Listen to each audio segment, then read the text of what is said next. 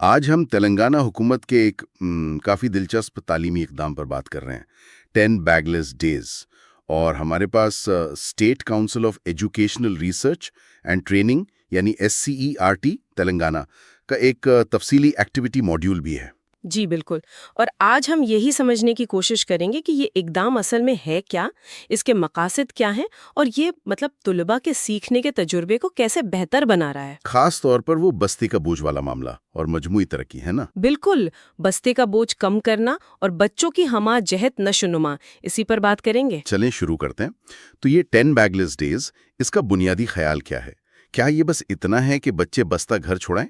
ہاں، بظاہر تو یہی لگتا ہے، لیکن اس کے پیچھے ایک پوری سوچ ہے۔ یہ اصل میں اسکول بیگ پالیسی 2020 کی سفارشات سے نکلا ہے۔ اچھا، جی، تو تلنگانہ میں پہلی سے 10ویں جماعت تک کے بچے وہ سال میں 10 دن بغیر بستے کے اسکول آتے ہیں۔ عام طور پر یہ ہر مہینے کا چوتھا ہفتہ ہوتا ہے۔ ٹھیک۔ ایک مقصد تو ظاہر ہے جسمانی بوجھ کم کرنا ہے، لیکن اصل زور اس بات پر ہے کہ بچوں کو ایک آپ کہہ لیں دباؤ سے پاک خوشگوار ماحول ملے، جہاں وہ کھیل کھیل میں سیکھ سکیں۔ بالکل تجرباتی طور پر سیکھیں۔ یہ تو کافی الگ ہے روایتی کلاس روم سے۔ تو پھر سوال یہ ہے کہ اگر کتابیں نہیں، کاپیاں نہیں، تو ان دنوں میں بچے وہ کرتے کیا ہیں؟ ہاں، یہی تو اس کی خاص بات ہے۔ ان دنوں میں روایتی پڑھائی نہیں ہوتی۔ اچھا، جی، زور ہوتا ہے ہم نصابی سرگرمیوں پر، جیسے وہ مقامی کاریگروں سے ملتے ہیں۔ جیسے بڑھئی، کمہار؟ جی بالکل، بڑھائی، کمہار، باغبان، ان کے ساتھ وقت گزارتے ہیں، ان سے کچھ سیکھتے ہیں۔ پھر عجائب گھروں یا تاریخی مقامات، پارکوں وغیرہ کے دورے ہوتے ہیں۔ مل کر پروجیکٹس بناتے ہیں، کچھ سائنسی تجربات کرتے ہیں، ڈرائنگ، کوئز، کردار نگاری، اس طرح کی چیزیں۔ تو مقصد یہ ہے کہ جو کتابوں میں پڑھا اسے عملی طور پر بھی دیکھیں۔ بالکل، نظریاتی علم کو عملی زندگی سے جوڑنا، اور ساتھ میں انہیں مختلف کام کی مہارتوں سے بھی روشناس کرانا ہے۔ یہ تو بہت اچھا ہے۔ اچھا یہ بتائیں کہ چھوٹی کلاسوں اور بڑی کلاسوں کے لیے سرگرمیاں ایک جیسی ہوتی ہیں یا فرق ہوتا ہے؟ نہیں، فرق ہوتا ہے، ظاہر ہے عمر کے حساب سے۔ پرائمری سطح پر یعنی پہلی سے 5ویں تک زیادہ فوکس کھیل کود پر، بنیادی مہارتوں پر، تخلیقی صلاحیتوں پر ہوتا ہے۔ مثال کے طور پر؟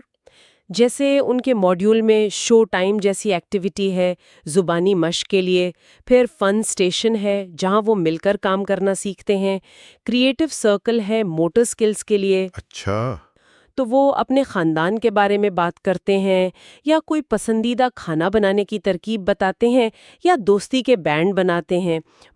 کھیل کھیل میں سیکھنا۔ سمجھ گیا۔ اور بڑی کلاسیں 6 سے 10ویں تک؟ وہاں سرگرمیاں زیادہ آپ کہہ لیں گہرائی میں جاتی ہیں، زیادہ حقیقی دنیا سے جڑی ہوتی ہیں۔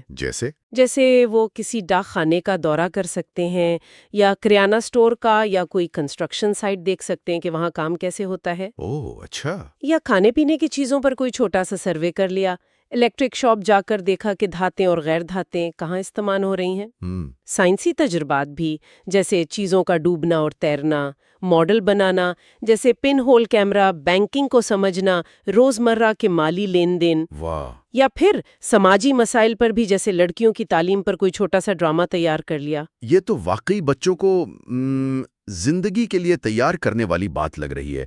اچھا، اس پورے نظام کو چلانے میں اساتذہ، والدین اور کمیونٹی کا کیا کردار ہے؟ یہ سب مل کر کیسے کام کرتے ہیں؟ جی، یہ ایک مشترکہ کوشش ہے۔ ہیڈ ماسٹر کا کام ہے وسائل مہیا کرنا، نگرانی کرنا۔ ٹھیک۔ اساتذہ اصل میں ان سرگرمیوں کی منصوبہ بندی کرتے ہیں، بچوں کی رہنمائی کرتے ہیں، اور سب سے اہم، ان کا مشاہدہ کرتے ہیں، ان کا جائزہ لیتے ہیں۔ اور والدین؟ والدین کی شمولیت بہت ضروری ہے، ان کی حوصلہ افزائی، ان کی حمایت۔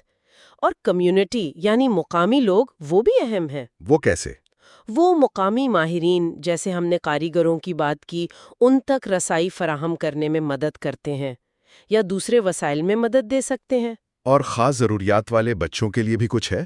جی بالکل، ماڈیول میں ذکر ہے کہ خصوصی ضروریات والے بچے CWSN کی شمولیت کو یقینی بنانے کے لیے بھی انتظامات کیے جاتے ہیں۔ یہ بہت اہم ہے۔ اچھا، ایک آخری سوال، جب روایتی امتحان نہیں ہو رہے ان دنوں میں، تو پھر سیکھنے کا اندازہ کیسے لگایا جاتا ہے؟ پتہ کیسے چلتا ہے کہ بچے نے کچھ سیکھا؟ ہاں، یہ اچھا سوال ہے۔ یہاں تشخیص کا طریقہ بھی روایتی نہیں ہے، یہ زیادہ تر غیر رسمی ہے، مشاہدے پر مبنی ہے۔ مشاہدہ مطلب ٹیچر بس دیکھتے ہیں؟ جی، دیکھتے ہیں کہ بچہ کتنا غور سے مشاہدہ کر رہا ہے، کتنی تنقیدی سوچ استعمال کر رہا ہے، کیا وہ سوال پوچھ رہا ہے، ٹیم میں دوسروں کے ساتھ کیسے کام کر رہا ہے، اس کا رویہ کیسا ہے، نظم و ضبط کیسا ہے۔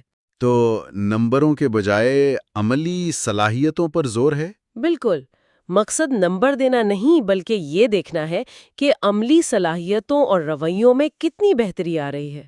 تو خلاصہ یہ ہوا کہ 10 بیگلیس ڈیز صرف بستے کا وزن کم کرنے کا پروگرام نہیں ہے، نہیں، بالکل نہیں۔ بلکہ یہ تعلیم کو زیادہ تجرباتی، زیادہ دلچسپ اور زندگی سے زیادہ قریب لانے کی ایک سنجیدہ کوشش ہے۔ بچوں کو کتابوں سے باہر نکل کر دیکھنے کا موقع ملتا ہے۔ آپ نے بالکل صحیح کہا، یہ اقدام بچوں کو عملی ہنر سیکھنے، اپنے ارد گرد کی دنیا کو سمجھنے اور یہاں تک کہ مستقبل میں وہ کیا کر سکتے ہیں اس کے بارے میں سوچنے کی ترغیب دیتا ہے۔ یہ تھیوری اور پریکٹس کا ایک اچھا امتزاج ہے۔ اور یہاں میرے خیال میں ایک اہم سوال یہ پیدا ہوتا ہے کہ اس طرح کے جو عملی اور تجرباتی ماڈلز ہیں جو بظاہر کافی مؤثر لگ رہے ہیں، انہیں ہمارے بڑے تعلیمی نظام میں مستقل طور پر کیسے شامل کیا جا سکتا ہے؟ تاکہ زیادہ سے زیادہ طلبہ اس سے فائدہ اٹھا سکے؟ جی، تاکہ وہ مستقبل کے چیلنجز کے لیے بہتر طور پر تیار ہو سکیں۔ یہ ایک سوچنے کی بات ہے۔